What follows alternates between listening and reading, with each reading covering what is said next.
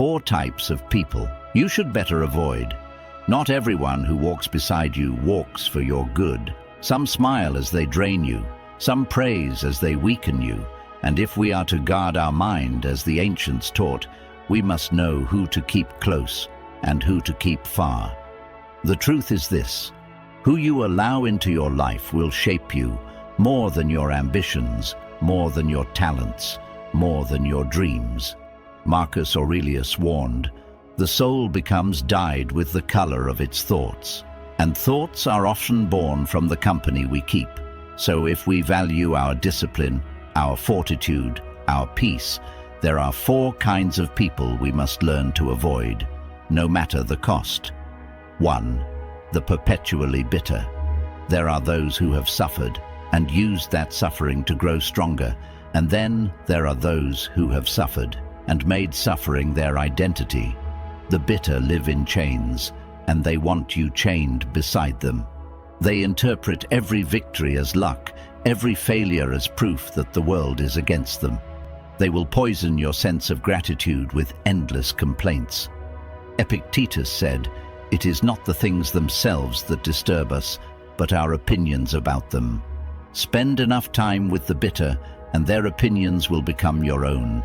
They will teach you to see betrayal before loyalty, scarcity before abundance, impossibility before effort. And slowly, without noticing, you will inherit their misery. The Stoic avoids them not out of hatred but out of self-preservation. We cannot save a man who refuses to save himself, but we can refuse to let his storm sink our ship. 2. The flatterer without truth. Flattery is a drug. It feels good, but it blinds you. The flatterer tells you what you want to hear, never what you need to hear. And so your faults remain hidden, your errors grow roots, and your soul weakens under the illusion of perfection. Seneca warned against this when he wrote, "The man who has no faults is not the man who has lived long enough to show them." And yet, the flatterer will swear you have none, because they seek to benefit from your comfort, not your growth. A true friend wounds you with truth so you may heal. The false one soothes you with lies so you remain blind. The Stoic chooses truth even when it burns, for truth sharpens us while lies rot us from within. 3.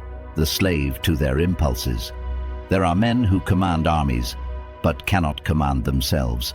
They are ruled not by reason, but by whatever emotion shouts the loudest: anger, desire, envy, fear. Epictetus warned, "No man is free who is not master of himself." And the man who cannot master himself will eventually betray you, if not through intent, then through the chaos of his own instability. These are the people who make promises in the calm, then break them in the storm. They will drag you into battles that were never yours, and into dangers born from their lack of restraint. The Stoic does not walk beside those who cannot walk beside themselves.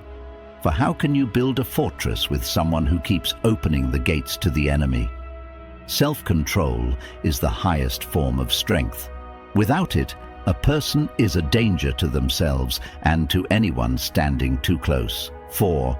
The perpetual victim. Some people are not looking for solutions, only sympathy. They wear misfortune as a crown, parading their wounds not to heal them, but to gain attention. Marcus Aurelius wrote, "You have power over your mind, not outside events. Realize this, and you will find strength." But the perpetual victim refuses this power. To them, every obstacle is a reason to stop, every failure a reason to blame, every challenge proof that the world is unfair. At first, you may try to help them.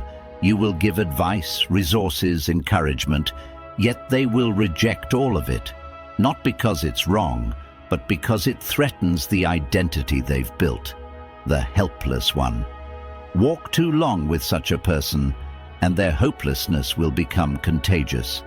They will convince you that effort is pointless, that life is fixed, that you are as trapped as they are. The Stoic avoids them not out of cruelty, but out of loyalty to his own strength and to the truth that no man is powerless unless he chooses to be. If this message spoke to something deep within you, subscribe and take this journey with us. Because we do not rise by chance, we rise by choice, by discipline, and by walking away from what corrupts us. Remember, protect your mind and you protect everything.